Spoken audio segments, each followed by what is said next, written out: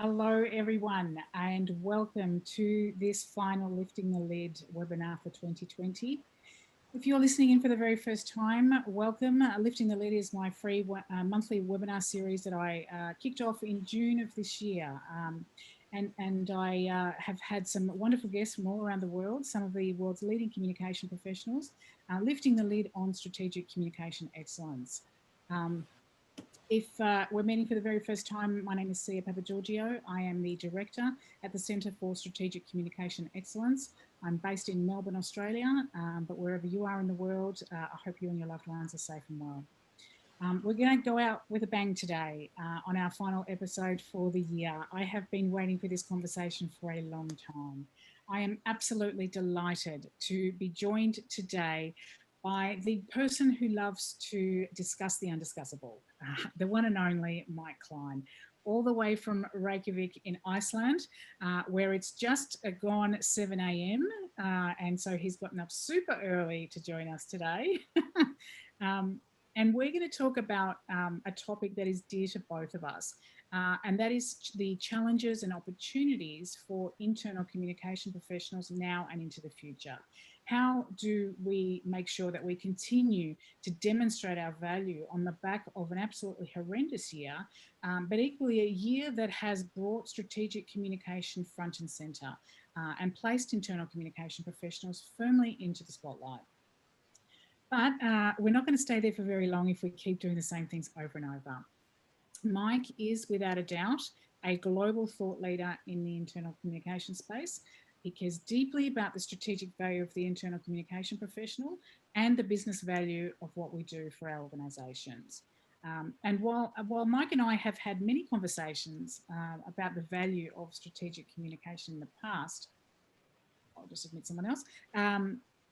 Today's conversation really came about following the recent passing of a bill here in Australia that is going to more than double the cost of communication and public relations degrees for the next generation of communication professionals. And while that might seem hard to believe in light of recent circumstances, our federal government wants to make it easier and cheaper for those who study the in-demand courses in STEM instead. So we definitely have our work cut out for us. So on that note, good morning, Mike, and thanks once again for getting up so early to have a chat with us today. How are you? I am good. It's my absolute pleasure, and I really appreciate the invitation to speak with your folks, particularly in the, in Australia and in the Asia Pac, because this is a global conversation, and sometimes we let time zones and issues and jurisdictions get in the way. But we're all dealing with the same stuff, and I think one of the great things, and not that this has been a great year, but one of the genuinely great things about 2020 is that it certainly brought the communication community together globally like it's never been connected before. Absolutely, absolutely. Now, before we get stuck into our discussion, and we've got quite a few topics to cover, I just want to let everybody on the line know. I'd like us to address questions as we go. So I'm not going to wait till the end. So if you have a question for Mike or for myself, please pop that into the chat, and we will address your questions as we go along. Before we do start getting stuck into the topics that we want to cover today, I'm going to ask you two questions. We're all friends here. This is a safe space, but I want to start by asking you, what's been the biggest challenge you faced in your role as an internal communication professional before COVID-19? And then what has been the biggest challenge you faced in your role as an internal communication professional during this past year through COVID? So the biggest challenge you faced before COVID, and what you're currently facing now. If you could just share your thoughts in the chat, that'd be great. And I will admit people as they come in.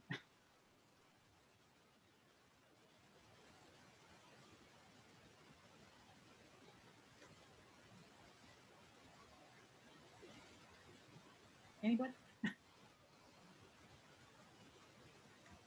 Same, yep, and ensuring consistent messaging.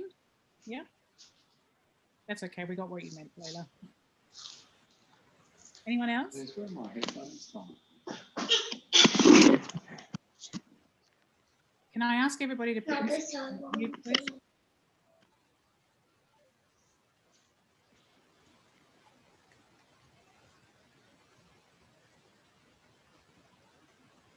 Louise, my biggest challenge before COVID is ensuring key messages, and that is not just about producing content. Yep. Mike, dealing with industrial strength bullying. Wow. And now I'm making a case for strategic consultancy in a COVID environment. Yep. I hear you. Danielle Walker, I'm only new to IC, but for me, the current challenge is on engagement. Yes, very, and obviously that's added another layer this year with engagement and engaging our workforces who are working in a distributed way. Inability to run face-to-face events during COVID. Yes, obviously that's affected all of us. And I don't know about you, Nicole, but I can't wait to go out and start seeing people face-to-face. Troy Hunter, pre-COVID, biggest challenge was little recognition of IC as a strategic function. Absolutely. During COVID, aligning resources and messaging in ever-changing environment. Yes. All right, they're all great, great insights. Thank you so much. And I have a second question for you, if you don't mind. The second question is, we have one more. Investment in IC and understanding need for employee engagement. Yep, absolutely. That's a really important one, Ross. Thank you. Can I just ask you to share in the chat what you think, say the top 1, 2, or top 3, even biggest opportunities for internal communication now, professionals now and into the future? Where do you think we can add the most value in our organisations, given what we've just gone through? Yep, Mike, absolutely, Michael. Invest in new tools to connect even more. Yep.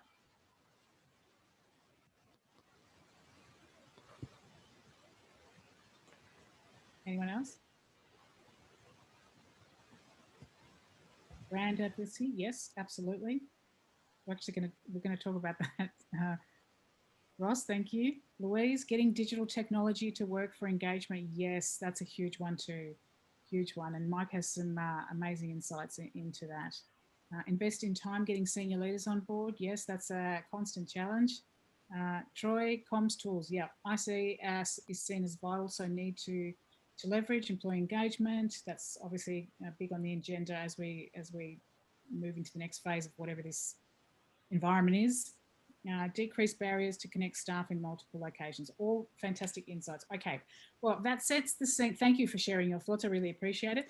That sets the scene really nicely for what we're about to discuss. And I just want to let you know too, a reminder, keep those questions coming, but I also just want to let you know that if we don't cover everything we need to cover today, Mike has generously offered to write an article for us for our Insights Library, covering a number of his insights and challenges and opportunities. So everything we're going to talk about today and more, which we'll be sharing with everybody. So stay tuned. But once again, Mike, thank you so much for your time this morning. Really appreciate it. As I said earlier, this conversation, I have been wanting to have this conversation for a very long time with you.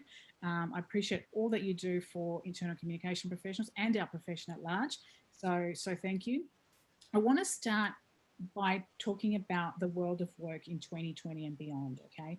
And what that means for internal communication. I mean, up until the start of this year, most organisations were adamant that their people could never work from home, and now if you look at the research that is being shared and conducted by organisations like Gartner, for example, they found that 74% of CFOs said they are going to move at least 5% of their workforce that were previously on site to permanently remote locations post COVID-19. So there's obviously going to be less people in the office, more people working from home, and so on. And so my first question to you is, what does that mean to the organisation and the effectiveness of internal communication moving forward?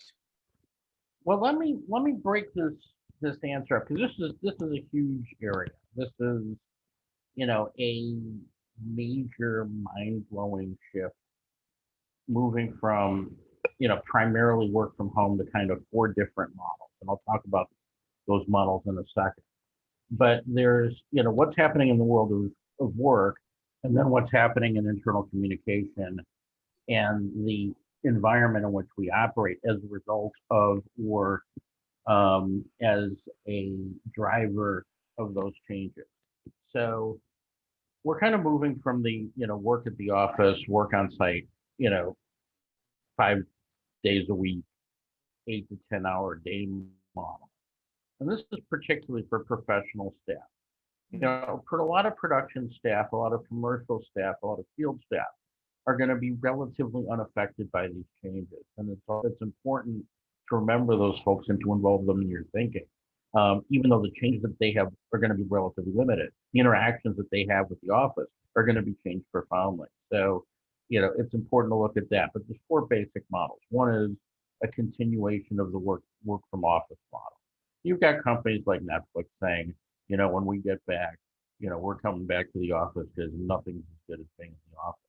And when you're Netflix, you can get away with saying that because you're a marquee employer and, people want to work for you and will work for you on their terms. But there's a whole range of other employers that either will benefit from a more dispersed approach or that will have to go with a more dispersed approach in order to remain competitive in terms of the talent market. And so you're going to see 3 other models emerge. Second is a hybrid model. And this is the model that everybody's talking about right now. That, if we could just come into the office 2 days a week, everything will be great. We'll work at home. We'll have work-life balance, and everybody will get to see each other around the campfire, and it'll be wonderful. And the challenge with hybrid is that it bakes in a lot of the disadvantages of the current model. It bakes in the cost structure. You've got to keep your people in the area around where your office is.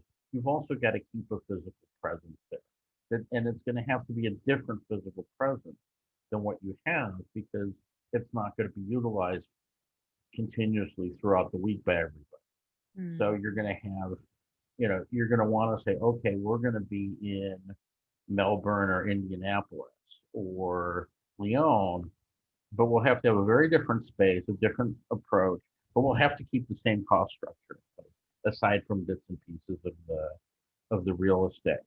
And so organizations are really going to have to think, is that the highest and best use of their resources to keep, to keep the physical presence in a particular place, but B, to limit your talent pool to that which resides or which you can relocate to that particular place.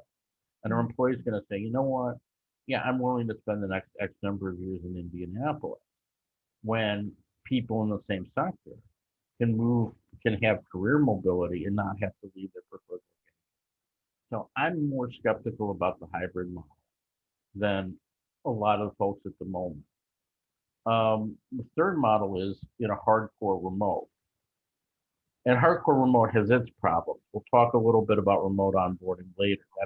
I see that as kind of the biggest problem. How do you bring people into a remote organization and get them functional, not only with the day-to-day tasks of their job, but also their ability to network, connect, find the right people, and operate within the desired organizational context, the vision, values, mission, and purpose side of things. And then there's one side that no one's talking about right now, which is what happens to outsourcing, near sourcing or whatever it's called. Why bother with that when you can just simply go to an all remote model? But the question is, if you're going from outsourcing to a remote model, then you have to insource a lot more management.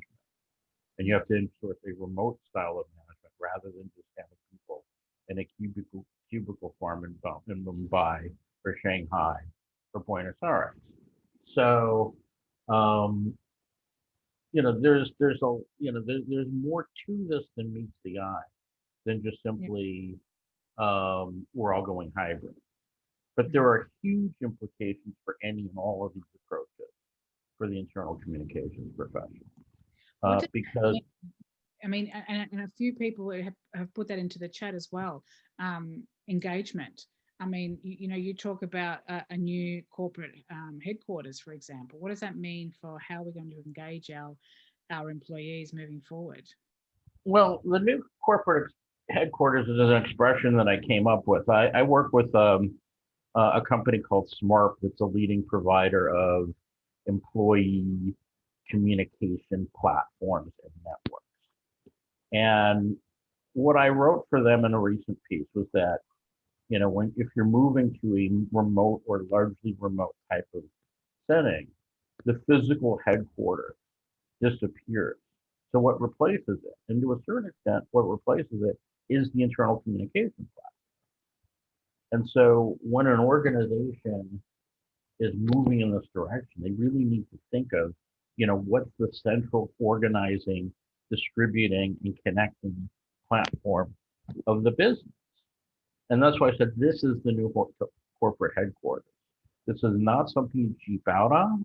It's not something that ideally, it's not something that you make do with. You get what's right for your organization, and you use it to drive competitive advantage.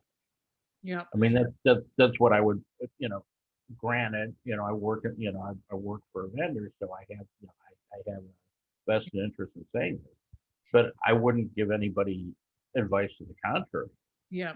So really then we have a bit of a choice here because up until now and throughout this entire year, we've pretty much had to hit the ground running, change our model when it comes to internal communication, do what we can with what we have. And there's been some fantastic examples from organizations all around the world who have done some great things during a very stressful and challenging time. But moving forward then, should we be looking at developing something new? In our conversations, you refer to a world-class platform. What does a world-class platform actually look like? Well, let me take a step back for a second. I mean, effectively, because I was just as we were coming on and I was looking at my notes, I was thinking, it's kind of like um, English football in a way, that there are two divisions. There's the Premiership, and then there's I would call it the second division. They call it the Championship, but I call it the second division. And in the second division, you've got those who are making do with what they have, and you can do brilliant stuff with what you have. There's the tools that are in the standard toolkits are okay, and with really good management, really good support, really good IT now, you can make something work with them. But that's like, building, it's like building a car out of the parts that are available versus having a Mercedes. And, if that's the best you can do, then do the best you can. And it will be better than nothing. It will be much better. Yeah. The worst situation is where you've got, the use what you can and no strategic or leadership support for it. And basically what you have is the old style of Yammer, where you've got a bunch of IT people talking to each other, and everybody else mocks the platform for being an IT chat platform. You can't get by without some sort of investment. The question is, are you going to simply invest in somebody decent to make the best of an average infrastructure, or are you going to invest in a great infrastructure? Actually, there's three pieces. Are you going to have? Actually, there's four pieces. There's a Boston matrix here. Lousy ownership, lousy infrastructure, lousy ownership, great infrastructure, great ownership, lousy infrastructure, and great ownership, great infrastructure. I think you know what I mean. And so you got to. I guess a good place to start is, which of those boxes are you in? It's hard to get out of one of those boxes, but it's easier to get out of those boxes if you know that's where you are and you know where you want to go. Yeah, absolutely. Yeah. And as I said earlier, some of the best examples I've seen have been make do with what you have type situations, which obviously a lot of us have had to do this year because of budget and just the challenge of the way COVID-19 sprung up on everyone. But one example was through HealthScope, which is a health service here in Australia. They're the second largest health service in Australia, I think, 43 hospitals around the country. And they had little to none, no infrastructure for internal communication before COVID. And while, as soon as COVID hit, they had a new chief communication officer, very small team, no budget, firewalls left, right, and centre, IT telling them they couldn't do things, finance, and the works. And they, within a very, very small window, they implemented a Facebook page for their nurses. They knew that their nurses were on Facebook a lot, and within 24 hours, they had 6,000 or something like that. Anyway, between 4,000 and 6,000 of their remote workforce jumping onto Facebook to communicate, and it's sort of grown organically. But so that's an example that has really stuck in my mind through this period. But I agree with you that we need to do more and try and encourage our organisations and our leadership and those who hold the purse strings to invest in a tool that is appropriate for a distributed workforce and your own workforce. You know, it has to be right for your organisation, and as you said, it has to have support from leadership. Well, I mean that's the critical piece that you have. Um, the tool has to be fit for purpose, Absolutely.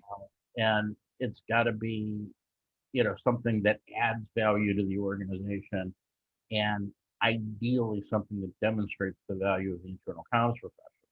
Mm. I mean, that's, you know, and there's plenty of tools out there, and there are plenty of innovative ways to use existing tools if you can't get the tool set to work. What I would say is that the world we're entering in 2021 is not a continuation of the COVID universe. It is a different ballgame. And it is, you know, COVID was all about crisis management and getting people through to a point certain. We now kind of know when that point certain is in terms of the vaccine releases that are being talked about right now. Yeah, I But agree. Yeah. but what we're heading towards is not just simply a continuation of COVID. It is a brand new world of organizational life for the vast majority, or certainly of professional folks who Yeah. work in the world. And one of the things that has happened during COVID is that, you know, when we went into the second lockdowns in some of these places, they dusted off the first lockdown playbook. But a second lockdown is a very different situation. It's not just simply about business continuity. It's about, you know, being able to pivot, to evolve, to differentiate in a way that wasn't the case back in March. And Yeah. everybody in IC was patting themselves on the back in March, saying, you know, didn't we do such a great job? And, you know, wasn't this the greatest moment in the history of IC? The fact is that it was a great moment for the, you know, mainly for the mid to senior level in-house practitioners who got COVID duty. Pretty much everybody was doing anything else has found things to be much more challenging. Yeah. Okay. So let's talk now about, so as you just said, this is the new world we're going to be living in, and this is going to be ongoing. Call it what you want, the next normal, the next iteration of 2020. What does that look like though for remote onboarding? Because, you know, up until now, remote onboarding has been a bit hit and miss, but what role do internal communication professionals play in this experience, and where can we influence the most to make sure that our organizations get it right? Well, who's doing the most right now? It's the same people who've been doing all onboarding all the time, which is HR and, you know, the various folks who are aligned with HR.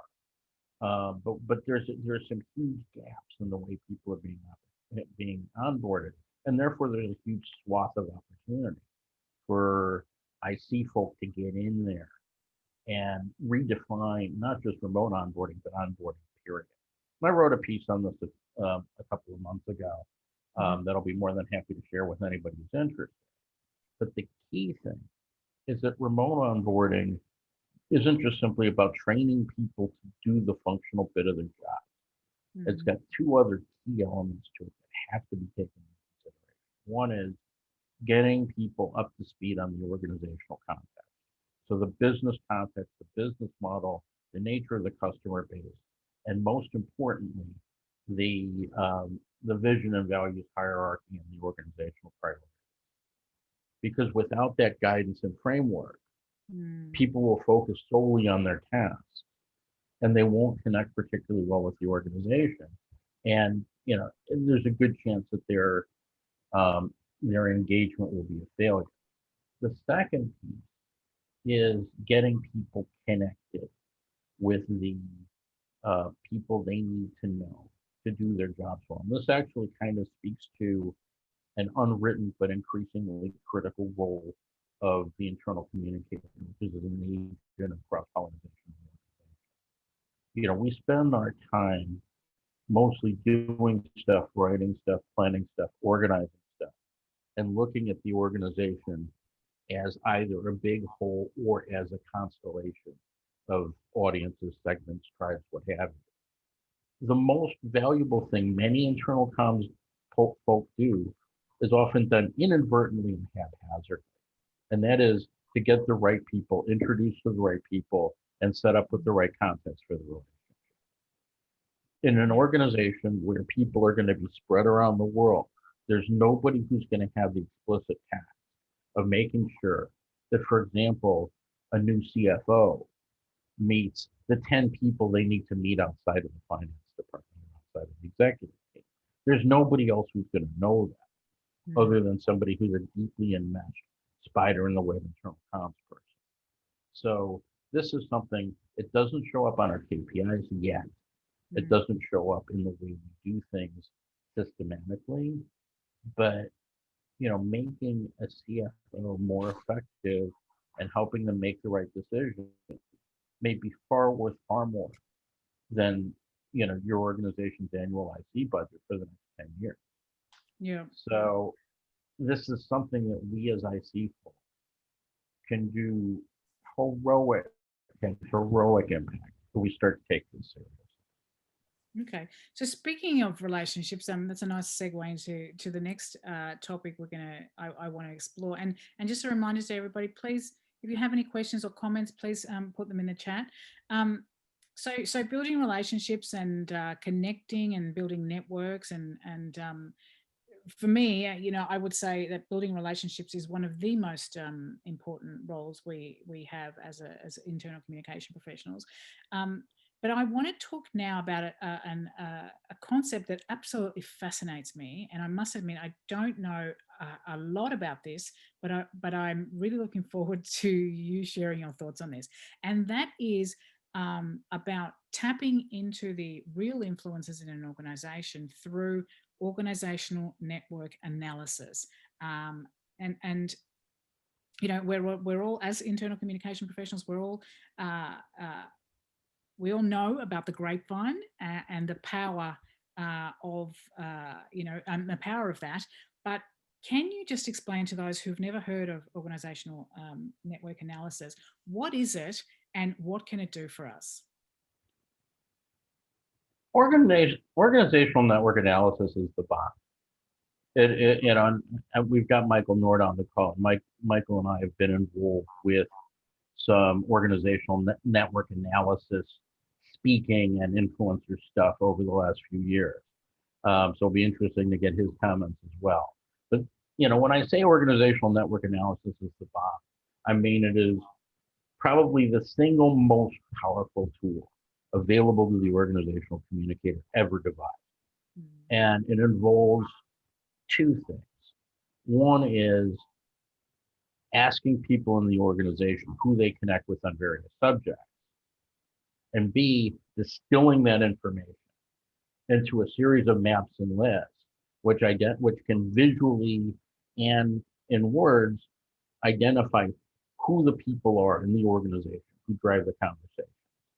So Michael and I have worked with a firm in Copenhagen called Innovisor, and they have something that they call the law of 3%. And it signifies that 3% of the people drive 90% of the conversation. The research is fascinating, isn't it? Yeah, and it's truly ninja stuff. And people say, "Oh, this is too expensive." It's like, for the cost of the catering at a management conference, you can get a complete X-ray of your own organization, and an understanding of, if because everybody's talking about email overload and communications overload, message overload. What if you were able to find the 3% of the people that you could give 30% of the messaging to and just trust that they'll handle it because they always do? And then reduce the flow of email, reduce the flow of internet, reduce the flow of messages to everybody, to everyone else. I mean, you can go from being a broadcaster that's piling it on to being someone that operates surgically, that really is influencing and managing and mobilizing the right forces in the organization to do the right stuff with the right people. Organizational network analysis can be done at an organizational level. It can be done at a division level. It often starts with a leadership team and figuring out how they all connect with each other. The problem with an organizational network analysis is it also scares the crap out of them. It scares them for two reasons. One, the standard reason is, oh my God, privacy.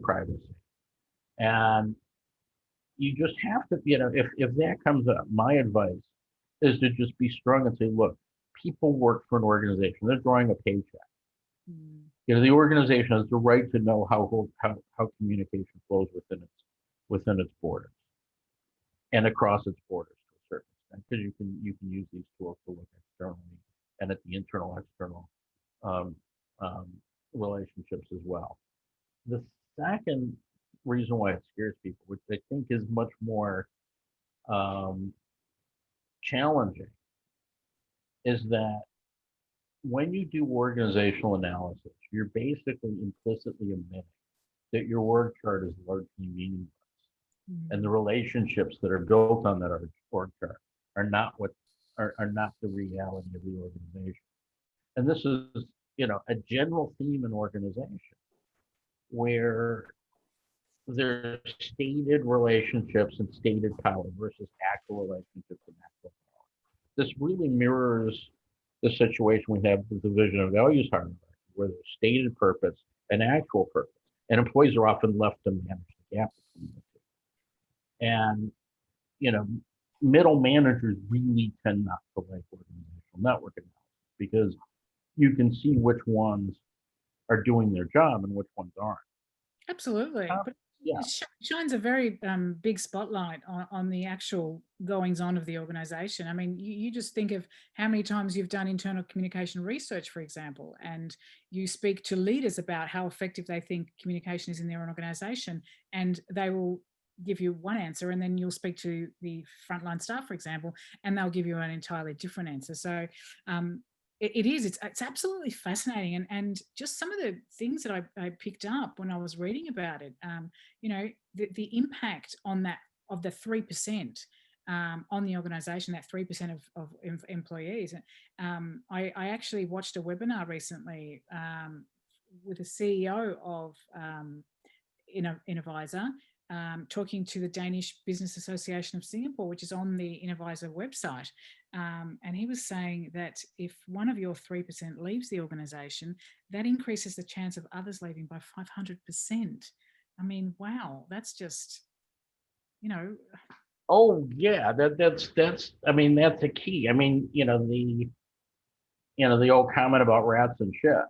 It's like if somebody who's well connected in one place and well placed leaves the organization, particularly for negative or for competitive reasons, it can be extremely damaging. What's even more damaging, and a reason why anybody in an M&A situation would be absolutely insane not to do this, is a lot of times organizations acquire other organizations for synergies or for certain forms of value extraction or what have you, but they don't do ONA both on the parent company and on the acquired company. They don't know what they're getting, and they don't, they get rid of 30% of the staff, 50% of the staff, and they don't take into consideration the social connections that those people have, and they end up wrecking both organizations in the process. Yeah. There's actually an example in the webinar where there's multiple sites and multiple regions, and it's just fascinating, absolutely fascinating. But we do have a couple of questions in the chat. So Ross has asked, what are your preferred tools, programs to map organizational network analysis? Well, it depends on, what your scale is. I mean, it's not a simple tool-based thing. It really, it requires a full campaign to go from introduction to collection of data, to analysis of data, to presentation of data. There are two ways to do this type of work. If we move away from the term organizational network analysis, there's a larger field called influencer analysis. And organizational network analysis is the most comprehensive way of doing it. There's also something called snowball analysis, which I do from time to time, which is less intrusive. You start by asking 20 people, who do they go? You basically use the same questionnaire that you use for an O&A survey, but you do it bottom up instead of top down. You start by asking 20 people, and then you ask those people, who they go to, and then you just keep asking the people who are mentioned until the names keep coming up again and again. That's useful in organizations or teams of, say, up to 1,000 people, or if you've got a network that extends inside and outside of an organization, that's also useful. So either O&A or snowball. I mean, Innovisor is who I recommend for O&A. I've been working with them for 10 years. There are other O&A firms on the market as well. And snowball, that's something I could do, or I can train you to do it. The thing about snowball is it's a lot more time consuming. You have to do it in waves. Yep. You ask the first 20, then you ask the next X, the next X. And you have to. You don't necessarily know when it's going to end, because it's a snowball. It gets bigger and bigger before it becomes fully round. And we can talk about training. After this, because I like to get people trained up. Okay, thanks, Mike. And as I said at the start of this webinar, I'm going to include your contact details if anyone wants to have a further chat with you. We have another question from Nicole, and she says, how do you manage this in terms of natural leaders / influencers who staff gravitate to versus the political faces of the business? That's a great question. And it ties into one of Innovisor's main findings. They've done probably about 100, 200 of these at least. Whenever they go into an organization, they ask the leadership who they think the influencers are. Who they think the top 20 or top 50, really top 20 influencers are. And then they run the O&A research. And the overlap between the top 20 that comes out of the O&A research, or even the top 50 that comes out of the O&A research, and the people who are selected by senior management, is often zero and usually very low. The reason for that is that, and this is, there's like two ways to completely sink an influence project. One is to ask management for the names, and two is to ask HR for the names, because they think they know. But what they know are not who's influential, they know who's cooperative. And people who are cooperative are often the people who are least influential, because they're trying to get influence through some other means and some other channel than through the direct engagement of their own colleagues. Yeah. Now we've got a couple of comments in the chat. Louise is interested in some training. Again, Louise will share Mike's details with you after this. And Michael Nord from the Netherlands, you wanted to share some comments? Yeah, thank you very much. Thank you, Mike, for sharing your insights. They're always lovely to hear, because I think you're in tune with what's going on in the world of internal communications. Just to come back to what Nicole was asking about the the natural leaders' influences towards versus the political face. I think it's the formal versus the informal. And I think we need both. I think we need the ambassadors or the change agents who are appointed by leadership, or who are the ones who always put up their hand to volunteer for new initiatives, versus the informal influences, those that people in the organization would gravitate towards because they trust them, because they go to them for help, and all because they simply give them energy during the day or during the work. So we need both, because we need to meet and face the whole organization with whatever message, whatever change initiative, whatever new that's coming. So I think you need both, but the influencers do have a lot of influence, and that's why we call them influencers. But we shouldn't forget that there is both the formal and the informal. Yeah.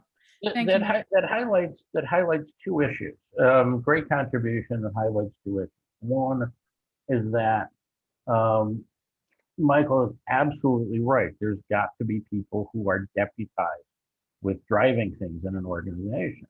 And B, in a very related concept, what a lot of organizations try to do when they identify their influencers and they identify the people who drive conversation is that they try to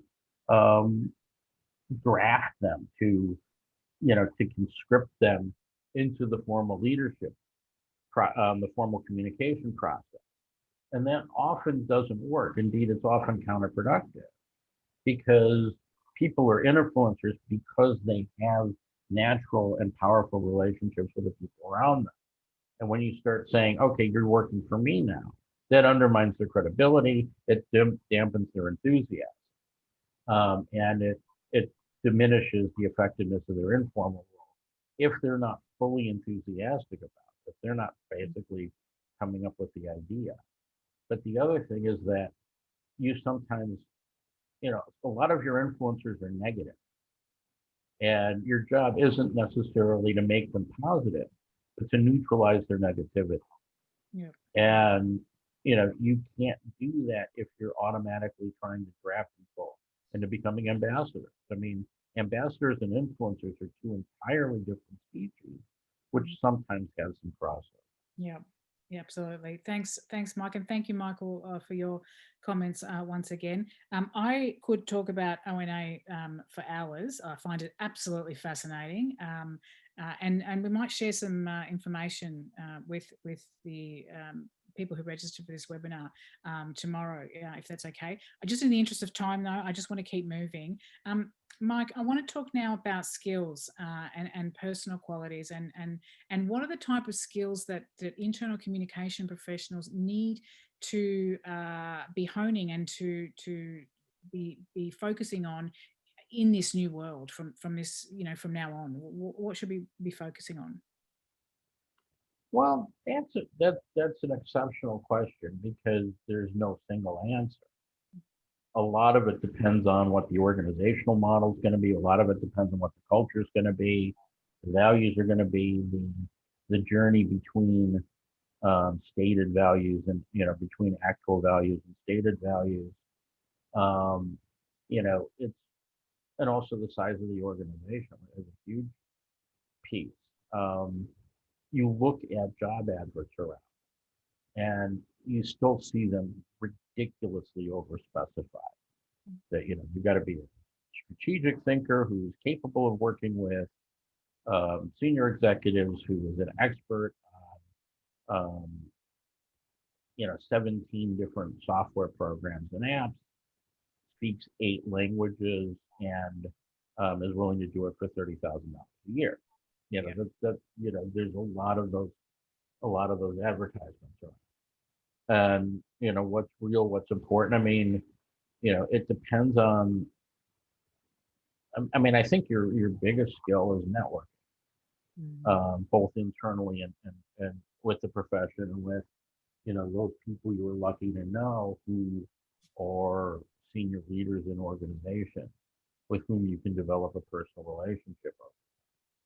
I think that's the most important thing. The second thing is that you've got to be at least you have the ability to get functional quickly on whatever platform you're going to be using, either with a client organization or in a role.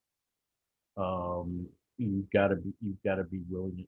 Somebody working with a company that's got Smart, and the new job's going to be Microsoft tools and Teams setup.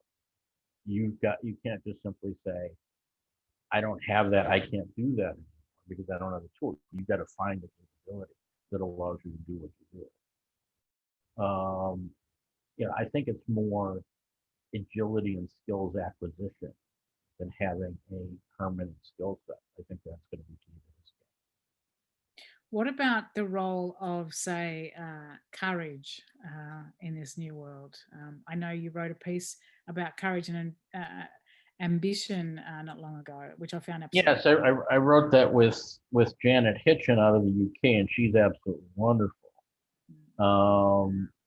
And we both agreed that the courage and the integrity of the internal communicator is of absolute importance, because we can see gaps where leaders or senior managers don't see them. And sometimes those gaps are uncomfortable. They're uncomfortable to present. Sometimes they're taken very personally. And if we don't take the responsibility to at least open the conversation about those gaps, then we're the ones who are going to have to own it. Yeah.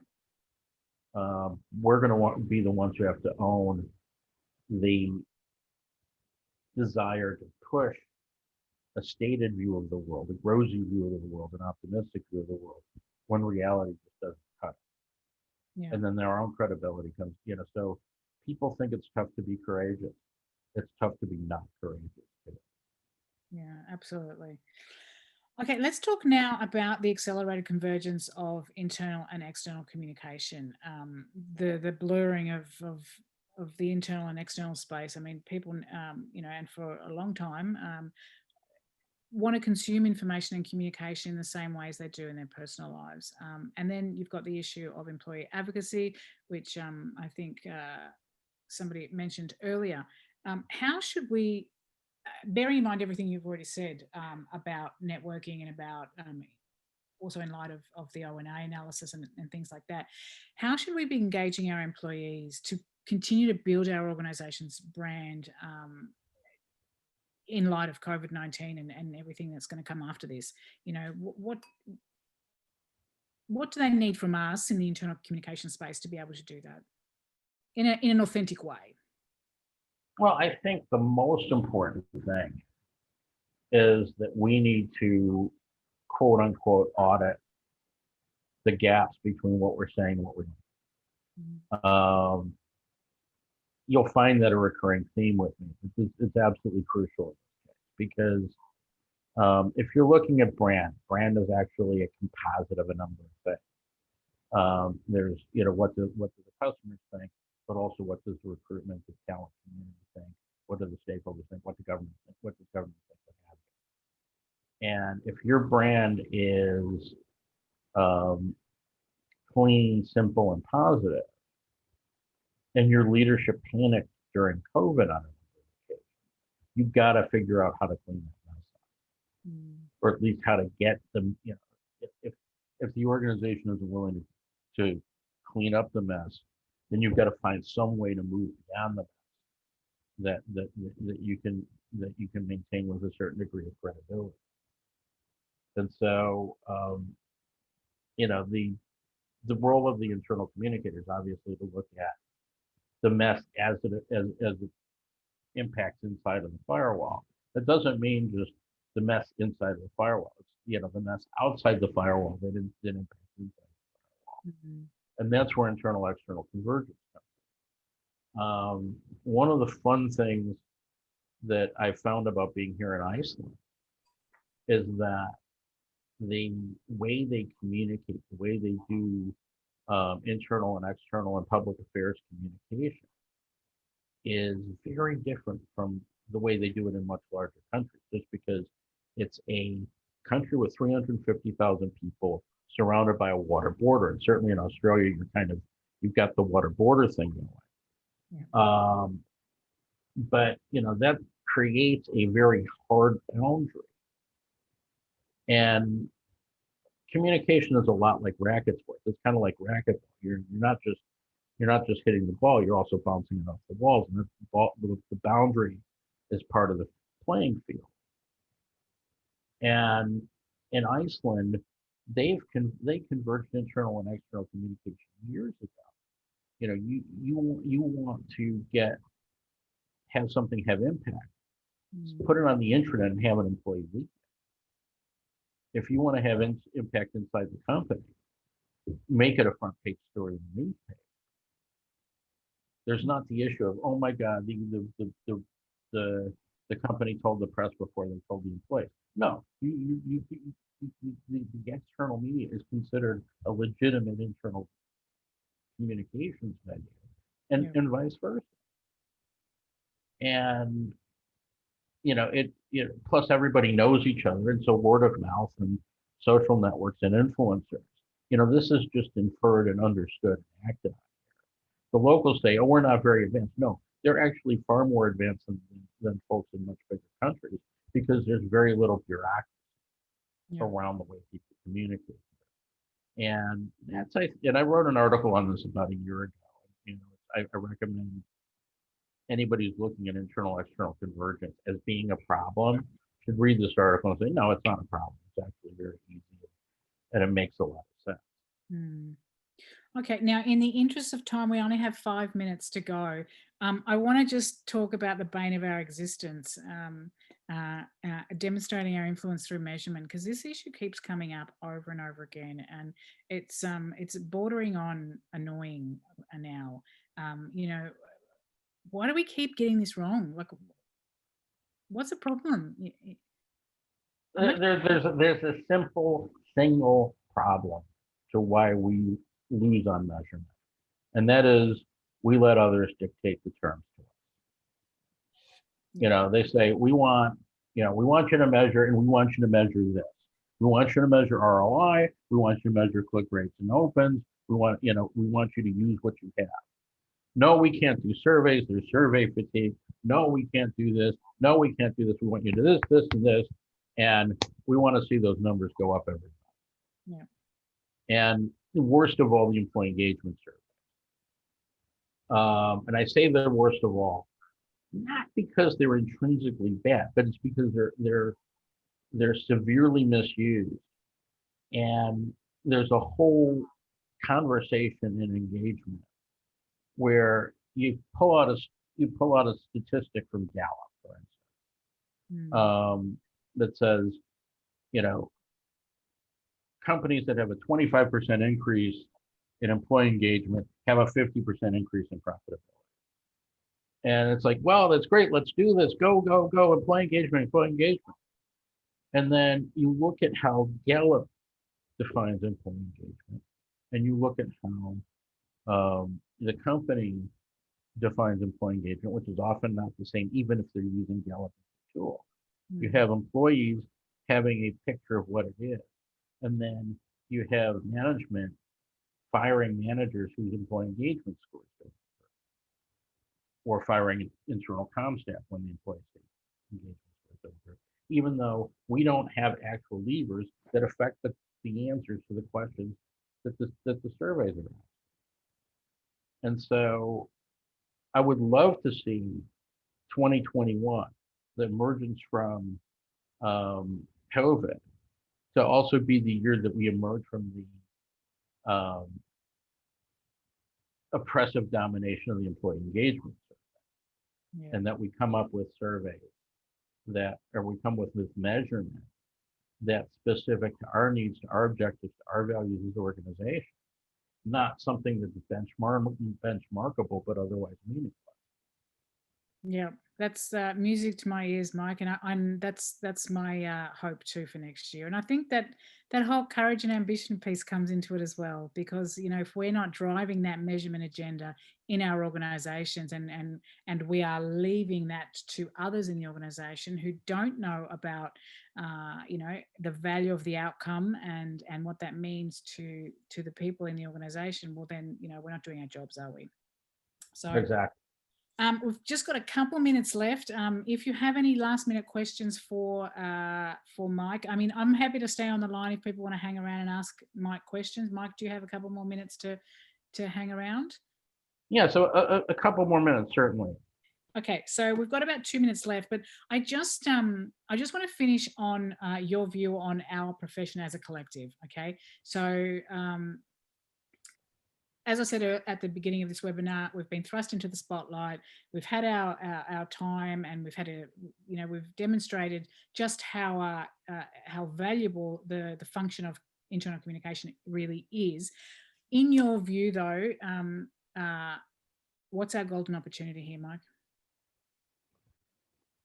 I think we've got 3 absolutely golden opportunities. I think one is that we need to create a stronger conversation within the internal comms world about what we do and the value we provide. I think the biggest is, no, we don't have a direct, universal, linear relationship with return on investment, but there is a ton of data about initiatives that we've led and driven that have produced dollar value impact for organizations. That's showing up in the vault of Gold Quill, FRSA, PRIA. All of these organizations have had very robust award applications. Why don't we collect that stuff into a pile and start to figure out, okay, what drives value? Do we drive value collectively, and what drives value individually that we can then take to legislators, to business leaders, and say, you want to cut internal comms, fine, this is what it's going to cost you in return. You want to make our degrees more expensive, this is what it's going to cost you as a society. We went into that battle unarmed in Australia. Absolutely. People did a lot of great work. There's a lot of great people who've been involved, and it was excellent how people got mobilized, but ultimately they were bringing a knife to a gunfight. And we need to build that gun. We need to build a bloody bazooka, and we've got the data to do it with. We just need the resources, intention to make it happen. Second is that we need to find a better way to connect up as a global profession. And I'm talking internal comms, not just comms. We're too fragmented. Our leaders are in different places, different spaces.